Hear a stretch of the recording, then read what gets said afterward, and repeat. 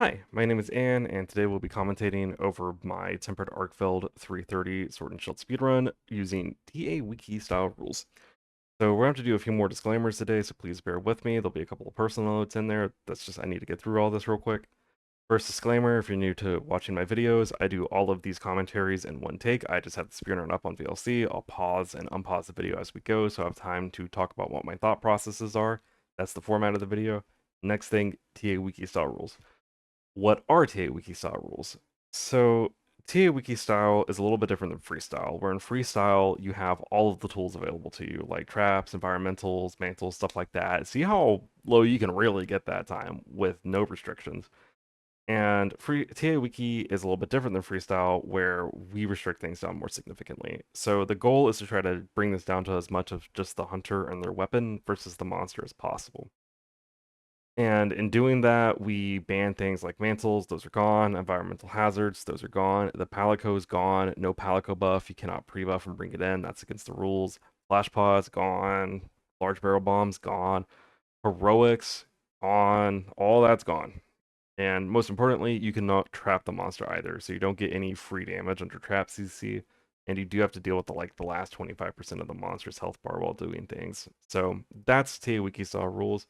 Why is it called TA Wiki? That's because there's an old website called the TA Wiki that used to host a leaderboard for this style of rule set. That website's no longer really relevant, but it was a big part of the speedrunning scene for a long time, and the spirit of that rule set lives on. So we still call it TA Wiki when we're emulating that rule set, even though that leaderboard isn't super relevant. There is an effort from people over on speedrun.com to get a new leaderboard called Restricted Rule Set that has the spirit of TA Wiki style rules, and those people seem very kind, they seem very genuine, and they are doing a tremendous effort to try to make a leaderboard. And I think that's really cool. In the current state of Wilds, creating a rule set for that is a little bit difficult, and with the title updates coming, that can even change further.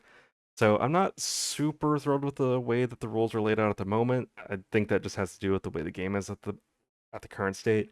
And I'm going to do a bit of a wait and see on the restricted rule set, but it seems neat. And if those rules end up becoming like a thing that people enjoy, I'll probably switch over and do some runs there. But for now, I'm just learning this format of runs, so we're going to be sticking to the faux TA Wiki style speed runs until further notice. Okay, rules are out of the way. Let's get to the couple of personal notes about why I'm doing this. It's primarily for two reasons. Number one, I enjoy doing these style of videos, and teaching the game, talking about running it at a higher level, showing off, all the different things you can do. And I think TA Wiki is a much more interesting avenue to do that in. I think you do get to see quite a bit more of the weapons moveset, you get to see more of the monsters moveset, and it's a cool way to demonstrate the game and actually show more of how you can improve your own gameplay and things like that. On a second note, I just enjoy TA Wiki quite a bit more than freestyle. Freestyle is a cool category, but in Wilds, it is moving more in a direction that I don't find as interesting. That's not to take anything away from freestyle runners. A lot of those runners are very good, they're better than me. And you do get to see a lot of really cool, interesting strategies, and you get to see a lot of cool, interesting ways to almost break the game at this point, and it's really neat. I like watching it, but as far as actually doing it myself, I don't find it as fun. A lot of the runners that inspired me to even pick up Monster Hunter speedrunning, like Hira, he's like my hero, they're all mostly based around TA Wiki style runs or more restricted style runs. So I have really been enjoying learning TA Wiki. I'm kind of hooked on it. I think it's a more fun way for me to do speedruns, and it's given me an appetite to try and get as good as those players. So at the current moment, I'm not very good at TA Wiki, but I do want to keep getting better, and hopefully sometime, maybe the first year of Wilds, I'll be able to stand next to some of those really great players and be able to say, hey, I'm pretty good now. So my appetite for improvement's there, and that's a key thing keeping me doing these runs and getting these videos out. So yeah. With all that out of the way, let's actually get into gameplay and start talking about things. Normally I show the set at the start of my videos, but since I showed the set at the end of this video, and since Title Update 1 is coming out soon, I don't want to focus on it too much. It's a two-piece gore, two-piece full gore setup, stacking weakness exploit. I don't think this is a super good set, but you can see it at the end if you really care. Normally, I would recommend either 4P score or a different variation of the set. That's all. But again, don't focus too much on the set because it's all going to be changing soon. Let's focus on learning through gameplay. So this is an area 10. I'm using the same monster spawn and setup as I did for my freestyle run, so we could just compare the two and see how different they actually are. Start with an ambush and do a pretty standard opener while trying to get as much damage into these wing arms as possible. The tempered version of Arkfeld spawns with his wing arms already charged up. So he's going to roar. All his arms are charged up, and we want to deal as much damage to these as possible to pop them. Right here, I see this windup. I know he's going to do a tailspin. I'm already in offensive guard, so I don't need to proc that, and I want to be sticking to this wing arm because I'm already stacking damage on it because I want to pop it. So rather than perfect guard and change my positioning, I'm going to try to use a sliding slash to get through this and stick to this arm. Now, the arm popped pretty much right away on the sliding slash, so that's what I wanted to see. And now my goal is to either continue wailing on this arm until I get a break. It's good to hit these arms because they're the highest damage hit zones anyways, or to consider moving over to the other arm and just going ahead and popping that to get a full knockdown. So I see the tailspin again. This gives me a really good opportunity to perfect guard this time and use that to change my positioning. So I'll perfect guard this, boom, and then end up on this wing arm, do the counter slash into it. Counter slash is a really high damage move, and start stacking damage on this end. Boom, we're going to perfect guard the roar. This is going to proc our offensive guard again. We're going to get all this damage. Ta-da! He goes down. So when he popped the first charged wing arm, he just does like a bit of a stagger, and when you pop the second one, he flips over and goes into a full long knockdown that allows you to stack up more damage. So that's a pretty cool thing to get, and we're going to keep stacking our damage up. Everything is going according to plan. You may notice that my combos are different than what you'd see in a freestyle speedrun, and that's because Corrupted Mantle warps your combo theory pretty heavily. If you're interested in the specifics about my combo selection, I'll note it a couple times in this video, but I have a whole combo theory video on my channel explaining in general how I view the combo system of Sword and Shield. So you can go check that out if you want more in-depth answers on that. This tempered wound has opened up, but you'll notice I stopped hitting it for just a couple of hits to get over here and hit his head. That's because I want to time this to pop right when he's about to stand up. This way I'm maximizing the amount of time he's on the ground, meaning the amount of time I can deal free damage is extended. And now we're going to be hitting him in the head. So openers through all these knockdowns and stuff, even in a TA wiki style run, you can reduce the monster's movement quite a bit and keep your damage on. But after all this, he is going to start getting up and moving a little bit more, I promise. So I'll go into Perfect Rush here. I'm a Perfect Rush enjoyer, and against Arkfeld specifically, it's pretty good. And the reason is that while Perfect Rush's damage is a little bit lower than her other options, a lot of that tends to do with the fact it doesn't apply status to element pretty well. But status isn't like the biggest deal, and Arkfeld's elemental hit zones are pretty cheeks to begin with, so the high raw motion value on Perfect Rush is pretty fine to use here. I also need to conserve sharpness, and I want to stack a little bit of KO for a KO route that I'm going to do a little bit later. So that's why we're doing the Perfect Rush here. Bonk bonk, and there's all the KO stacking up, and now he's going to get to play. This is his command grab, he's going to spin around. Normally, I just stick far to his left side and kind of pop move my way around this move to get better damage. I wasn't super confident in my spacing due to the proximity to this rock behind us. The environment can cause really funky hitbox interactions, so I choose to play it safe and do a sliding slash instead.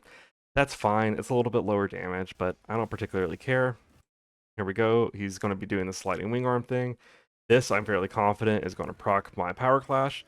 Power Clash is a damage loss, but it's hard to avoid getting one inside of a TA run, and I'm not using Jin to hotset or anything cheeky, so it really is just a damage loss, but like, whatever. That's fine. You can go directly into spinning Reaper off for Power Clash and stack damage. I'm really confident that this is not going to be enough damage to pop this wound right after it appears. Looks like I'm right.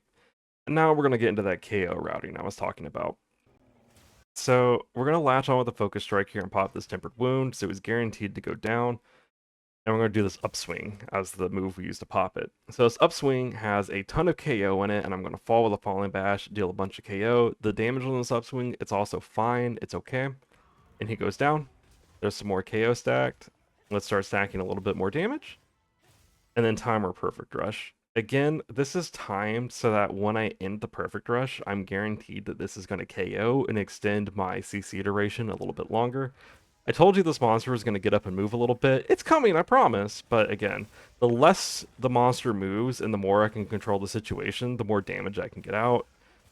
Right here, I want to get a little bit of time on this wound, but also I make the decision to start hitting this wing arm, because now we're going to be looking to get wing arm breaks to get further knockdowns as well. Also, just hitting wing arms is just more damage, so it's the thing you should be doing. Right here, I'm not worried about proccing a power clash anymore. It takes quite a bit of power clash buildup, so I can utilize perfect guard and gain, again, offensive guard uptime and get the high motion value counter slash to fit in here for even more damage. Boom, that's a little headbutt. When you see him kind of crawling around like that, staring you down, headbutt's probably coming most of the time. There's a couple of moves you can do after that, but you see headbutt quite a bit. Keep up the damage, keep up the damage. All right, and now I've ended up behind him. So with this wing arm being broken, I could opt to keep dealing damage to it, but since I'm back here and I see the tempered wound on the tail, my thought process is, hey, maybe I can split some damage here and stack more damage on this tempered wound and get another knockdown out of it. In retrospect, I think this is a mistake because I don't really need the knockdown that this would provide, and I can get a lot more damage by just continuously focusing on this wing arm and this wound. But this was a decision I made. I think for improvement purposes, I should focus less on tunnel visioning on the knockdowns. Like, I'm talking about them a lot. They're very good, but maintaining damage over the entire course of the hunt is probably more important than getting every single knockdown available to me. That's the decision I make. And it kind of backfires because breaking this tail, getting the actual tail sever, is not a great knockdown for me. And it ends up being a little bit of wasted damage. Just an unfortunate error on my part, but something I should be improving on in the future. Okay. This is his roar to charge up the chains. So now the chains are charged again, and now I can start looking for chain pops. So right here, I actually have wind resist equipped to the set to make it so that when he does that reposition, I don't get wind blasted, so it's easier for me to just like sliding slash and follow him up. Small little set optimization you should be using if you're going up against Veld. And now he's doing this big move where he's going to shoot giant waves of like red dragon energy or whatever. This is super easy to just stick close to him and maintain full uptime. You can get charge shot combos in here. You can get a perfect rush in this window. Great move to see if you're already on top of him and you can just get to stack crazy damage. And while I'm doing that, the wing arm breaks. I'm already deep in the combo, so I can get an enhanced charge chop and just keep the damage up. But if you're paying attention, I have burned through both my wing arm breaks and now this chain pop, so I'm running out of knockdowns, so I need to start like really trying to keep the damage up and close the hunt out sooner rather than later. My biggest damage window opportunities have all vanished at this point.